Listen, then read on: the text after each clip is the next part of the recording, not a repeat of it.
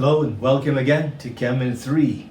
Following up from our last lesson, which you can access by clicking on the card above, we return to look at the Arrhenius equation.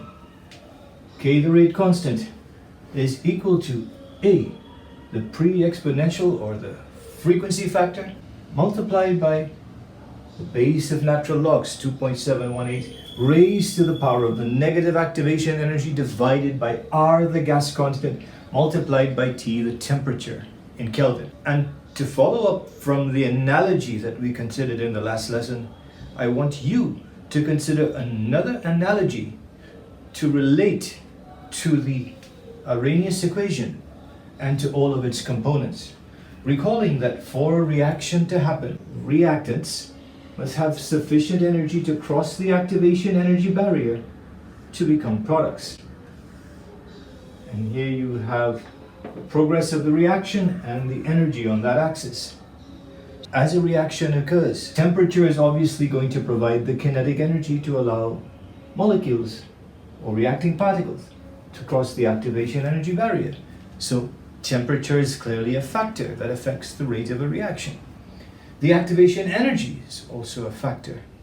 But here, this frequency factor, also known as the pre-exponential factor, is made up of the number of successful collisions that have to occur. And this is where I want you to relate that to this little diagram here, where if this person had to throw a tennis ball like this through a tunnel or a tube that was slightly bigger than this, how many balls would this person be able to throw through the tube so that they would travel through the tube, come out at the end and hit this switch, which would then trigger an alarm and a flashing light? To do so would require throwing the ball with enough energy so that it would be able to cross and go through the tube and hit the switch. That is very much similar to certain components of this Arrhenius equation. But no matter how many balls are tossed, if the balls don't have the right orientation, if the steric factor isn't right, if this ball isn't heading directly into the tube, then no matter how many of them you throw, they won't go through this tube and they won't hit the switch. In addition to, of course, having the right orientation, the right steric factor. The more times that you throw it, the more collisions that you have, and it doesn't matter if it has the right orientation and an infinite number of balls are tossed. If they're not tossed with the right amount of energy, then they would never reach the switch and trigger the alarm. So there are several factors that go into this Arrhenius equation. But instead of me asking you to simply memorize the equation, we're sharing a series of analogies like we did in the last video and now here in this one. So I would like you to stop here and write down the Arrhenius equation and draw this on a piece of paper and relate every activity that's happening in here as much as possible to the Arrhenius equation. Now let's take a look at these answers from some of my students.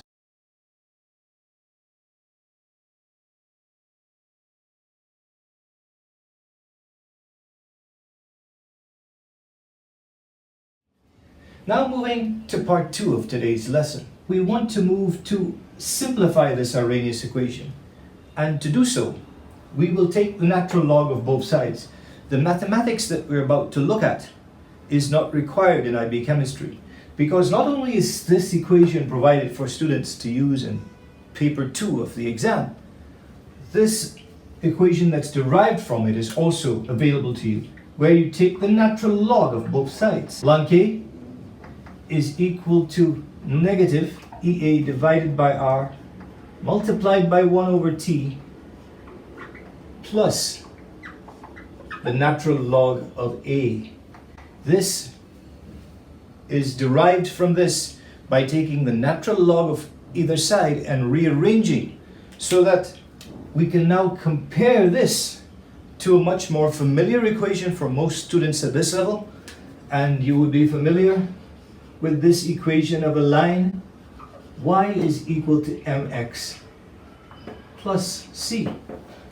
So now you would be in a position when you have data here and you can rearrange it into this form, then you can see how if you know the value for K, and if you know the gas constant, which is given, and if you know the particular temperature that you're working at, then you can solve for the activation energy.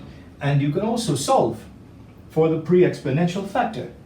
How can you solve for these two unknowns? Well, the reason you can do that is because you are going to use a graphical method.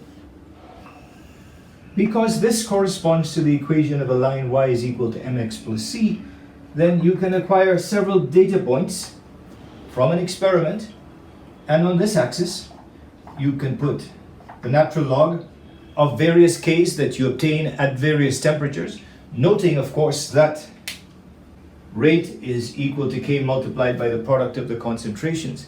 But when you change temperature, rate does change, and k would obviously change. Temperature does affect k. So carrying out an experiment at multiple temperatures would give you multiple k's. And then this axis would have many points, and so too would you be able to have lots of 1 over t points as well. So with these two, the y value and the x value from this equation of a line, with the y value and the x value being laid out, you can draw your line, and your line will be a straight line. Again, comparing it to the equation of a line, y is equal to mx plus c. This becomes the slope m. So this would be equal to negative activation energy divided by r, but r is the gas constant. It's a known value from the literature, so therefore we can solve for the activation energy. How can we solve for this pre-exponential or frequency factor? Well, this represents c, the intercept on the y-axis, which happens to be this value here. While all of this is a good theoretical explanation, the IB chemistry student is not ready for the examination until you can apply all of this, manipulate units and numbers to actually solve for activation energy, for K, and for temperature. So it's important that you work with a series of questions like these that I'm about to provide you with. And in my next lesson, we'll look at the answers to these questions.